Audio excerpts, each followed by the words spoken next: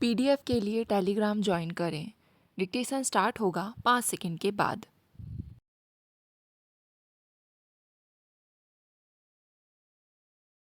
महोदय, अगर देश की आवश्यकताएं कांग्रेस से पूरी होती हैं तो ठीक है और हम उसके साथ हैं, लेकिन अगर वैसा नहीं होता तो हम नहीं कह सकते कि वह भारत से भी ज़्यादा महत्वपूर्ण है, भारतीय जनता से भी अधिक अहम है। और मेरे इस कथन पर बहुत से लोग रुष्ट हुए और उनकी समझ से यह पार्टी के प्रति वफादारी के विरुद्ध बात थी। लेकिन मैं अब भी इस मामले पर उतनी ही दृढ़ता करती हूँ और मैं समझती हूँ कि कांग्रेस जनता से दूर अंशतः न केवल इसलिए होती गई कि शायद वह एक लंबे समय तक सत्ता में रही, बल्कि इसलिए भी कि हमारे यहाँ लोकतंत्र का जो स्वरूप प्रचलित है उसमें उस चीज़ को सरलता से पाँव जमाने का मौका मिल जाता है, जिसे अमेरिका में मालिकाना रुख कहा जाता है। और हर जगह कुछ लोग यह सोचने लगे कि वे कांग्रेस हैं, कि वे ही अमुक राज्य की जनता है और परिणाम स्वरूप सही हों या गलत वे लोकप्रिय हो गए हैं। परंतु हमें उस लोकप्रियता के औचित्य को परखने का अधिकार नहीं है। या तो जनता ही है जो निर्णय दे सकती है, लेकिन हमें तो एक के बाद एक राज्यों में पराजय मिलनी शुरू हुई और मैंने पाया कि वह खाई को पाटने का उपाय इसके सिवा और कुछ नहीं है कि हम सीधे एक बार फिर जनता तक जाएं। आप यह जानना चाहेंगे कि हमें उदाहरणार्थ बंगाल में क्यों पराजय मिली। यह सभी जानते हैं कि केरल जैसे राज्य में हम क्यों हारे। आपको शायद पता नहीं है कि पांडिचेरी में क्या हुआ। आप फ्रांसीसी हैं, इसलिए आपको पांडिचेरी में दिलचस्पी होगी। वह बहुत छोटी सी जगह है। वह एक मनोहर फ्रांसीसी प्रांतीय नगर है। वहाँ कांग्रेसी मुख्यमंत्री था। वह एक युवा कांग्रेस मुस्लिम था। अकारण और अचानक हमारे लोगों ने तय किया कि उसे हट जाना चाहिए, वह उपयुक्त व्यक्ति नहीं है और उसके लिए मुख्यमंत्री होना उचित नहीं है। लेकिन मैंने कहा सब कुछ ठीक ही तो है, वह वहाँ है, वह चुना गया है। आप अगले साल तक प्रतीक्षा करें और अगले चुनावों में आप किसी और को खड़ा करें। लेकिन उन्होंने कहा नहीं नहीं, उसे हटाना ही चाहिए और मैं उसकी सहायता करने में असमर्थ थी। हालांकि मैंने पार्टी में बहुत कोशिश की, लेकिन सब व्यर्थ हुआ।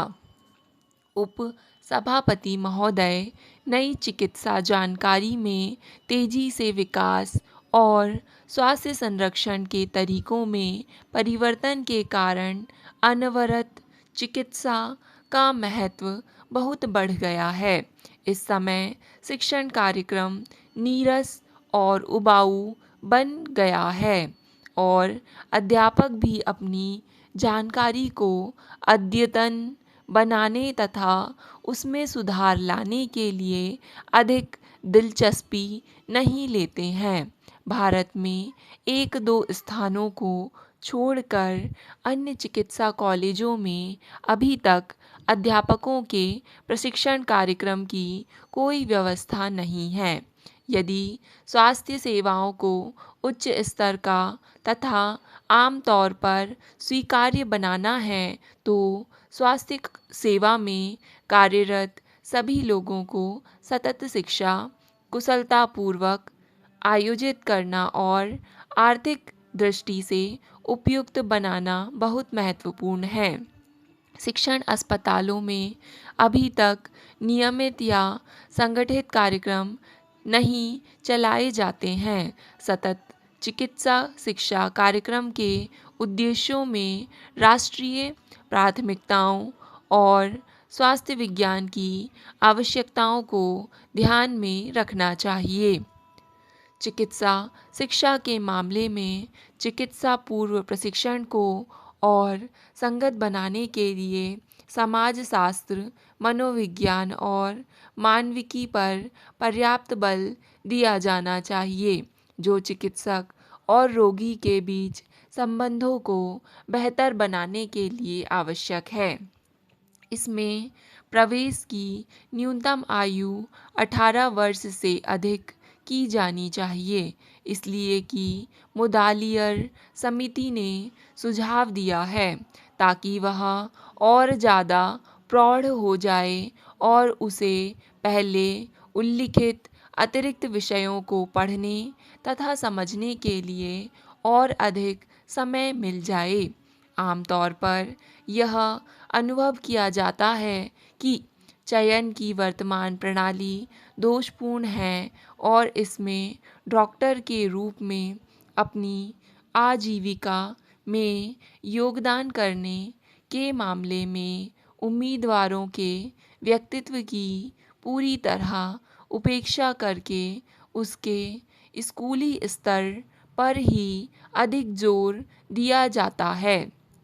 छात्रों के चयन के तरीके में प्रारंभिक छँटनी का तरीका अपनाया जा सकता है, जबकि अभी तक अंतिम चरण साक्षात्कार और मानक मूल्यांकन के व्यक्तित्व आकलन के आधार पर किया जाता है, जिसमें पिछले शैक्षिक विवरणों, प्रतियोगितात्मक परीक्षा के स्थान, शारीरिक सौष्ठव, प्रेरणा, अभिरुचि, व्यक्तित्व तथा मनोवैज्ञानिक परीक्षण किए जाते हैं, जिसमें उम्मीदवारों को खेलकूद, एनसीसी और अन्य पाठ्यक्रमेतर गतिविधियों में भाग लेने के लिए उचित अंक दिए जाते हैं।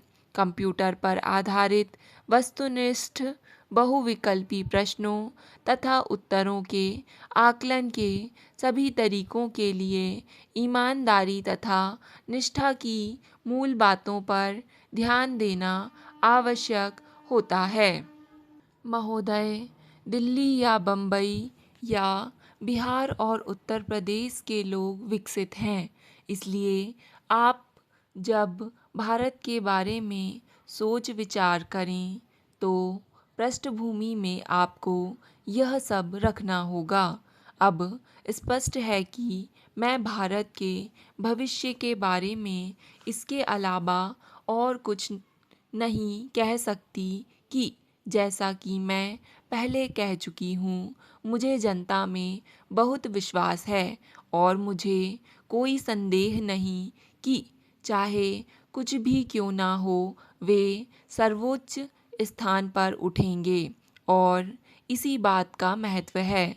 मेरे और मेरे दल के कुछ प्रमुख कर्णधारों के बीच एक मतभेद यह था कि शुरू में ही प्रधानमंत्री बनने के समय ही मैंने बम्बई में एक भाषण दिया, जिसमें मैंने कहा कि कांग्रेस से मुझे बहुत लगाव है, क्योंकि कुछ लोग उसमें 15 वर्ष की आयु में शामिल हुए, कुछ 20 वर्ष की आयु में और कुछ अन्य 40 या 50 वर्ष की आयु में।